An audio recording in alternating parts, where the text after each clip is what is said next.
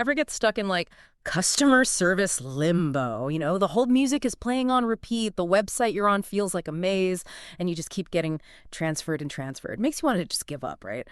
But what if, and I know this might sound crazy, what if getting help from a company could be, I don't know, actually easy, efficient, dare I even say, enjoyable?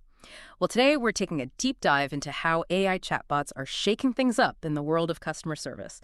And our guide for this journey is Desiree Horsey's book, The Power of AI Chatbots in Customer Service. Well, that's a good one. Horsey really gets into, both the good and the bad when it comes to AI and like how it changes things for customers. Totally. And one thing she says right off the bat is before we even talk about solutions, we have to really get the problems that AI is trying to solve, right? It's like if you go to a mechanic, they're not going to start fixing your car until they know what's wrong with it. Exactly. So let's get into some of those customer service pain points. Horsey talks about ineffective customer support, and I think we've all been there. Long wait times, websites that are impossible to navigate. It's not just annoying, it's actually costing companies money. Yeah, because no one wants to waste time, right? If a company is making me jump through hoops just to get help, I'm probably going to take my business elsewhere. So what other pain points does Horsey talk about? Well, she mentions complex processes, which is a big one. Those online forms that just seem to go on forever. Yeah, that's how you lose customers. People will straight up abandon their carts if the checkout process is too complicated. Oh, tell me about it. I can't even count how many times I've been about to buy something online, and then they're like, create an account, give us all your personal details, and oh, we need to verify your identity too. And I'm just like, you know what? I'll just get it somewhere else. Yep, and that's exactly where AI can help streamline things. Imagine a chatbot that, kind of walks you through the process, make sure you have all the info you need, maybe even fills out some of the forms for you. No, that would be amazing.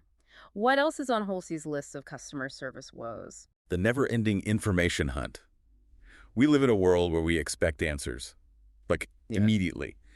But trying to find information on a company's website, it's like searching for a needle in a haystack. Oh, I've been there. Clicking through endless FAQs, trying to find that one little detail. It shouldn't be this hard. It really shouldn't. And that's where those 24/7 AI chatbots come in. They could be like always on virtual assistants. They give you answers instantly, direct you to the right resources. It's all about eliminating that frustrating information hunt. Okay, so we've got a pretty good handle on the problems. Ineffective support, complex processes, and that dreaded information hunt. Not exactly a winning formula for keeping customers happy, but that's where those AI solutions come in, right? Exactly. But, and this is where it gets interesting, it's not just about throwing any old chatbot out there and expecting miracles, It's really about understanding who your customers are and like making sure the experience works for them. So it's like you need the right tool for the job, right? Yeah. A chatbot that works for one company might totally flop for another. Yeah, exactly. It's all about meeting those customers, figuring out what they need.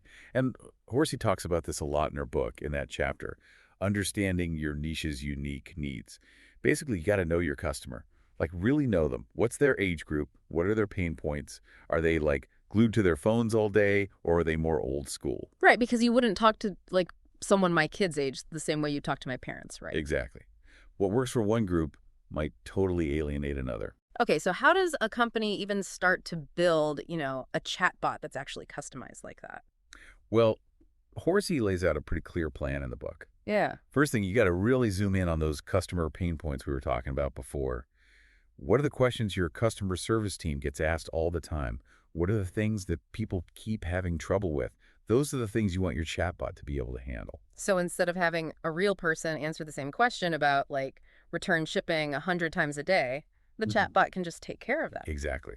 That frees up your human agents to deal with, the really tricky stuff, the stuff that requires, that human touch. Makes sense. So what else goes into designing, like, a chatbot strategy? Choosing the right communication channels is huge. You want to put your chatbot where your customers already are. Are they on Instagram 24/7? Okay, maybe you integrate a chatbot into your DMs. Are they always emailing you for support? Make sure your chatbot can handle those requests. So it's about being strategic, right? Don't make it hard for customers to find. Bring the chatbot to them. Exactly. And this is where you got to check out what the competition is doing. Horsey talks about this too. The importance of competitor analysis. What are other businesses in your industry doing with chatbots? What's working for them? What's not working? Right, like learn from their mistakes, or even better, copy their successes, right? Exactly. There's no need to reinvent the wheel. Maybe a competitor's chatbot is like super robotic and impersonal. Well, you can design yours to be friendlier, more engaging. Yeah, I mean, so much of good customer service is about that personal connection. Even if it's a chat bot, you want it to feel like, you're dealing with something that actually gets you. Absolutely. And don't forget, Horsey's really big on this point direct customer feedback. Don't just assume you know what your customers want from a chatbot. Ask them. It seems so obvious when you say it like that, but I bet a lot of companies don't actually do that. You'd be surprised. But seriously, send out surveys, do focus groups, really pay attention to what your customers are telling you. You might be shocked by what you learn. Okay, so we've got knowing your audience, figuring out their pain points, picking the right communication channels, learning from what other companies are doing, and actually asking your customers for feedback. That's a pretty solid game plan, right? It is. But we've talked a lot about, creating a better customer experience. Now we got to talk about the tech behind it all. The stuff that actually makes this all possible. Right. We've covered the why and the what of AI chatbots. Let's dive into the how. I'll be honest, for a lot of us, myself included, all this tech stuff can feel kind of intimidating. Like, someone says natural language processing, and my eyes just glaze over. Yeah. It's like AI, machine learning. It all sounds super complicated, but I guess when you get down to it, it's got to be kind of cool how it actually works. It really is. So let's break it down a little. Like, what exactly is natural language processing, or NLP, as I've heard the cool kids call it? Well, to put it simply, NLP is how AI understands us humans. Yeah. How it reads and responds to, the way we naturally speak and write. It's more than just knowing what each word means, though. It's about getting the context, the intent, even the emotion behind what's being said. So, like, if I'm on chat with a bot and I'm, like, super frustrated about something, it can tell I'm not a happy camper and, I don't know, change its response to match that. Yeah, exactly. That's where sentiment analysis comes in. Sure. NLP lets these chatbots figure out not just what you're saying, but how you're saying it. Like, if you're typing in all caps, "My order is wrong," the chatbot can tell you're pretty upset and, ideally, get you to a human who can actually fix it faster. Gotcha, gotcha. So it's like, when you're talking to a real person and they can hear in your voice that you're annoyed, this is just the chatbot doing that with, like, typed out words? Precisely. Okay, that makes sense. Now, what about machine learning? I hear that one thrown around a lot too, but I'm not really sure what it means. Okay, so imagine a customer service rep, right? Okay. But this rep, every time they talk to someone, they learn something new, get a little bit better at their job. That's basically what machine learning lets AI do. It's all about data. The more customer interactions you feed into it, the smarter it gets. So it's like always evolving, getting better with practice, kind of like a human would. Exactly. And that's a big part of why AI chatbots have so much potential. They can handle a ton of inquiries, learn from their mistakes, and over time just create a much smoother experience for the customer. Right, right. But, and maybe this is a dumb question, there are still going to be times when you need an actual human, right? Like, as cool as this tech is, it can't solve every problem. Oh, absolutely. There will always Yeah. be those really complex situations, things that need, a human touch. That's where what Horsey calls seamless handoffs are key. Seamless handoffs. Yeah, basically the chatbot does the initial work, handles the easy stuff, and then when it's clear a human needs to step in, it passes things off without, like, missing a beat. Oh, okay. The chatbot's gathering information, figuring out what the customer needs, so by the time you get to a human, they already have all the context. You don't have to repeat yourself, start from scratch, explaining the whole problem all over again. Oh, man, that would be a breath of fresh air. It's the worst when you're getting bounced around telling your story 5 times to 5 different people. It is.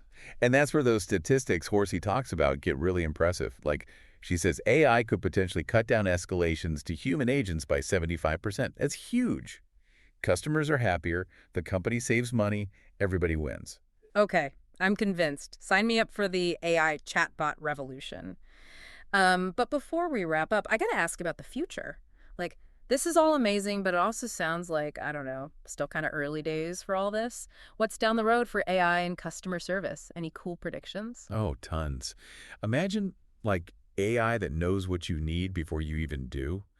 Your fridge automatically orders groceries when you're running low. Your car schedules its own maintenance appointment. Okay, now that sounds kind of scary, but also really cool. Right. It's about taking all this personalization, all this data, and making it truly work for people. So it's not just about convenience, it's about, like, building trust, right? Exactly. When a company knows you that well, it feels like they're really looking out for you. That can completely change how people feel about a brand. Totally. So I guess the big takeaway here is AI chatbots, they're not just some tech fad, huh? They're changing the game for businesses and customers. For sure, and we're just getting started. It's going to be interesting to see where things go from here. Well, that's about all the time we have for today's deep dive. Big thanks to everyone for tuning in. And remember, maybe, just maybe, the future of customer service is actually something to look forward to. Who knows? We'll be back next time with another deep dive.